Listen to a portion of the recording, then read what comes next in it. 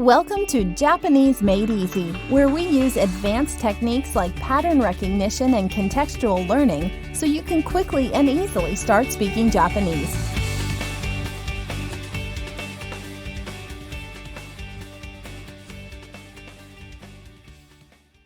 Hi, Greg here.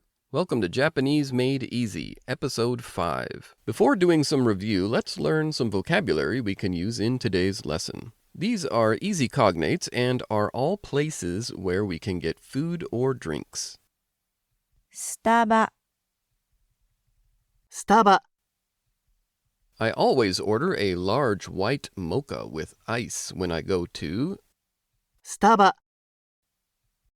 In English, we say Starbucks. In Japanese, the common way to say it these days is a shortened... スタバ Okay, next. マクドナルドマクドナルドマクドナルド I used to eat Big Macs at... マクドナルド For clarity, you can use the longer version of McDonald's, but these days the short version is popular. マックマック You and a friend were just talking about grabbing some coffee. Walking in a shopping area, you come around the corner and notice a Starbucks. How would you point it out to a friend? スタバある スタバある You and a friend head to McDonald's. You go to where you thought it was located, but to your surprise, it's not there anymore. How would you bring up and mention the fact that there's no McDonald's, that McDonald's doesn't exist in a particular location? マックない マックない Okay, two more. These aren't restaurants, but we can still buy food and other things there. コンビニコンビニ Actually, there used to be a McDonald's where you went, but it was converted into a 7-Eleven. コンビニ And again, this cognate is really shortened. We'd say convenience store, but in Japanese, they're dropping the store part and shortening the convenience part, leaving us with just.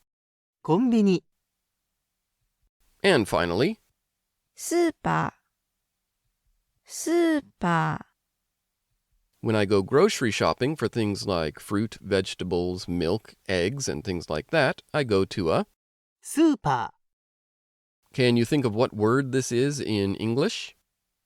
The Japanese version is just the first part of the longer English version. ースーパ Did you get it? Supermarket. Supermarket. In Japanese, try saying convenience store and a supermarket. コンビニとスーパーコンビニとスーパ Point out to a friend that a convenience store and a supermarket exist. ーコンビニとスーパーがあるよ For that one, you may have noticed that ga wasn't dropped. Keep in mind there is no requirement to drop or not drop them. As sentences get longer, particles won't be dropped as much because they provide clarity and meaning. For quick sentences that are just a couple words, where there's little chance for confusion, they are more likely to be dropped. All right, we're going to learn a new particle, but first we need a new verb, or action word, as I like to call them. First, just listen. 行く行く See if you can figure out the meaning from context. Your friend asks what your plans are for the day. You say, I need some new shoes, so I'm gonna ー行く to the shoe store. Or, a guy says to his friend, I want to grab a donut. Do you want to iku with me? His friend says, sure, where do you want to? 行く He says, let's 行く to my favorite donut shop, Mr. Donuts. So in English we say go. In Japanese, they'd say, 行く by the way, Mr. Donuts, or in Japanese, ミスタードーナツ is an actual donut chain store in Japan. In fact, I went to the one in Kyoto Station when I was last there. When talking about it, people tend to shorten it to just ミスド、ミスド、 Okay, so now we have a bunch of country names and places we can work with, and we learned the Japanese word for go. One thing to keep in mind about Japanese word order is that verbs always go at the end. If you recall, iru and aru are the verbs for existence, and they've always been at the end of the sentence. So just listen to the following sentences in very casual Japanese and let the pattern sink in. Chris says, I feel like having some coffee, so he picks up his car keys and heads out the door, saying, スタバ行く、スタバ行く、 and asks, Do you want me to bring you back a coffee or something? You say, Nah, I could use a burger though.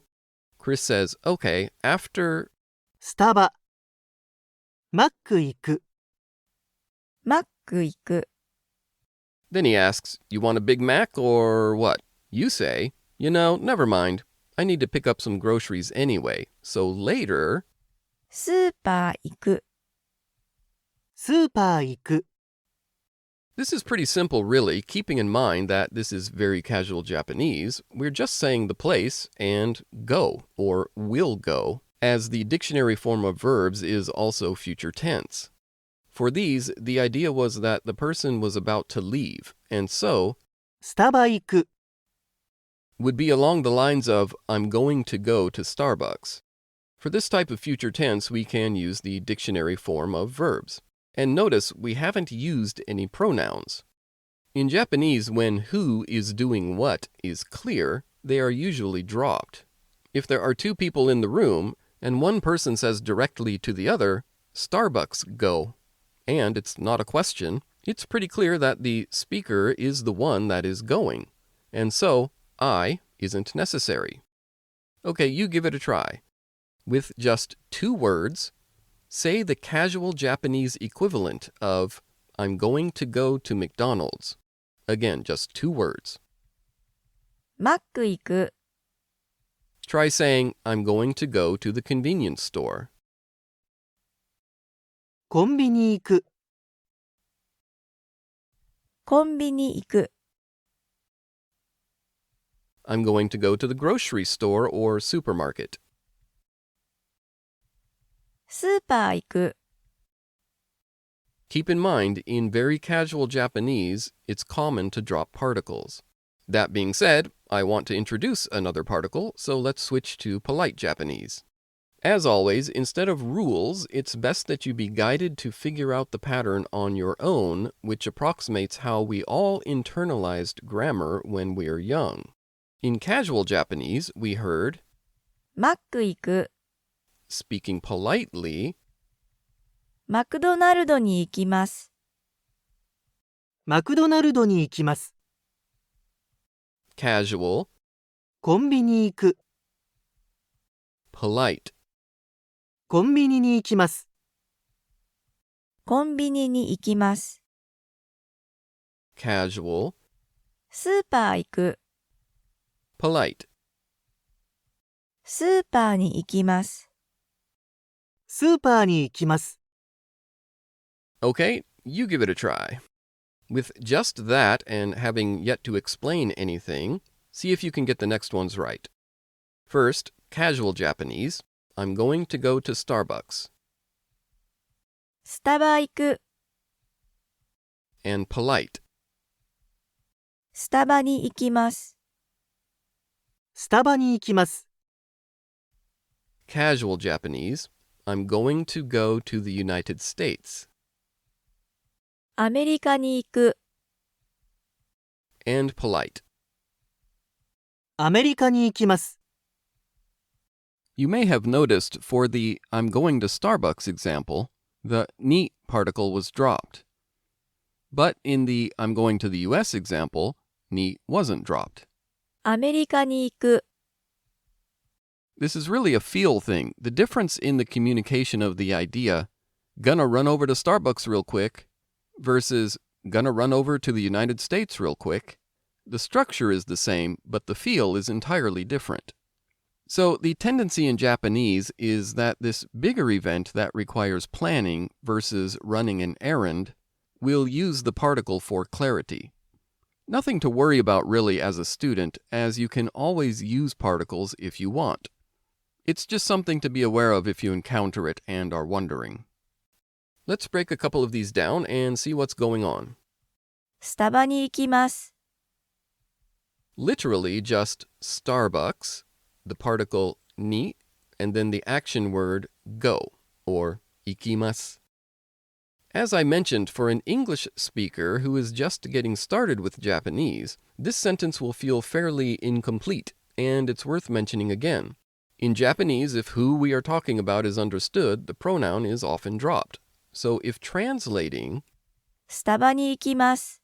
into natural English, the speaker would have said, I'm going to Starbucks. Japanese textbooks for beginners will usually include the pronouns in sample sentences, for example, I, he, she, or you. But really, it's not natural to include them anywhere near as much as we do in English. And the sooner you get used to dropping them as Japanese people would, the better, because it does feel strange at first.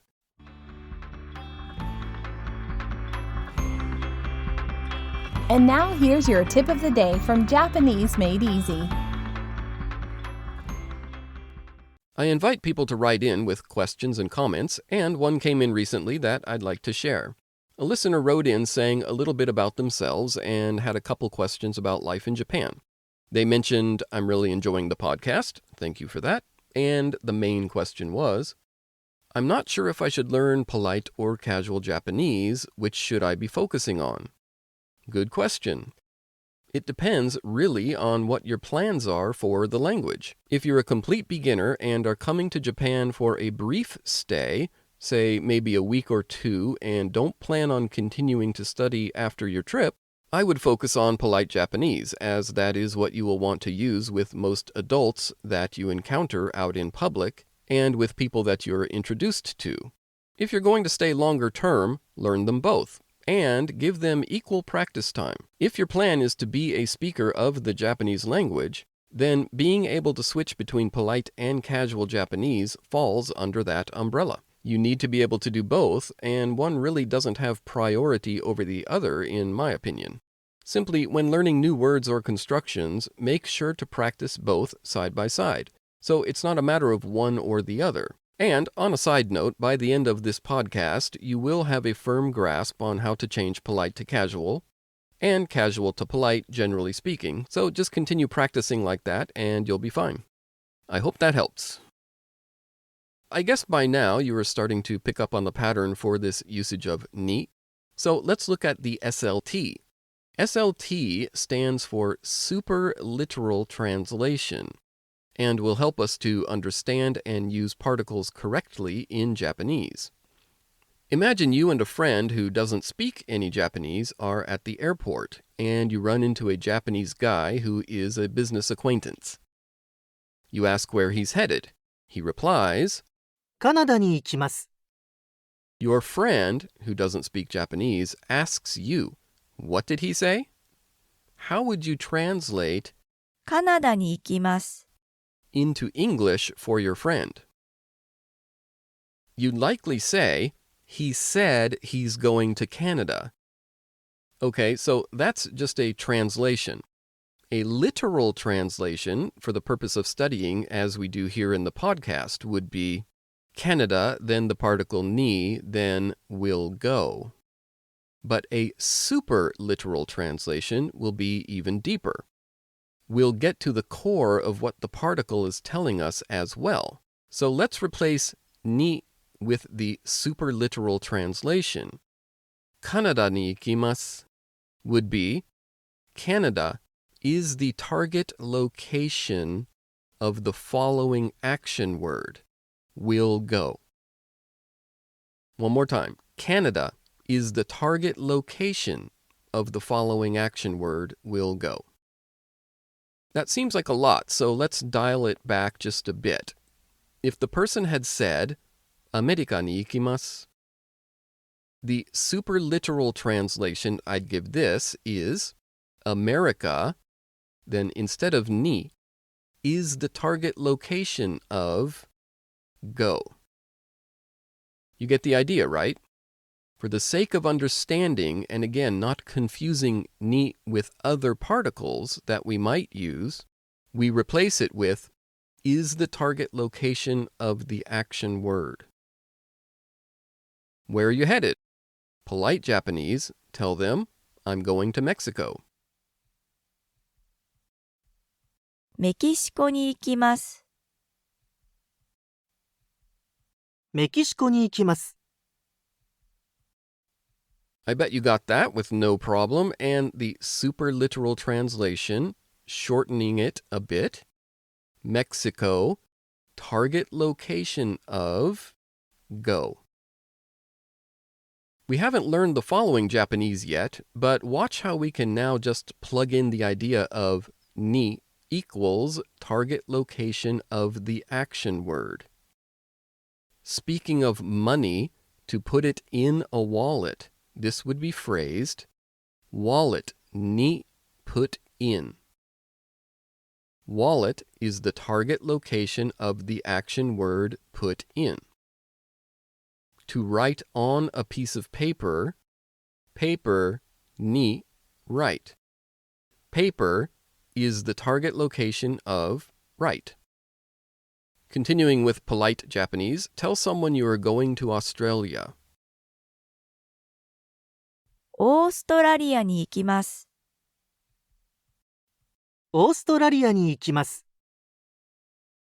What's the short super literal translation? Australia, target location of go. Tell somebody you're going to New Zealand. ニュージーランドに行きます。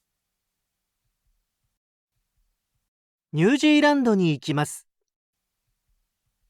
I want to mention and stress the point again that this is just one particular usage of the ni particle. There are other usages that have nothing to do with this one. So just as we learned a specific use of ga, we want to do the same with ni. That is, understand it and then practice it when speaking so it becomes second nature before we add any other usages of the same particle. Let's add some well-known cities in Japan. First, let's listen to get a feel for the pronunciation. 東京、東京、大阪、大阪、京都、京都、東京、大阪、京都。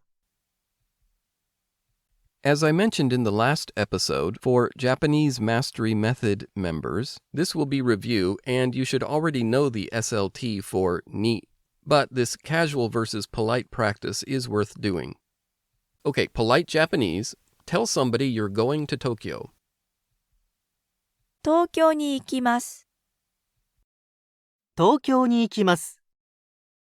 Osaka. 大阪に行きます。 大阪に行きます。 Imagine your friend is a photographer and is traveling around taking photos. You ask him what city he's headed to next.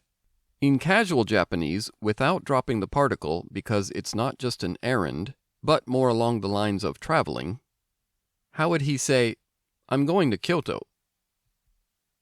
京都に行く。 Casual Japanese say, I'm going to the supermarket. スーパー行く。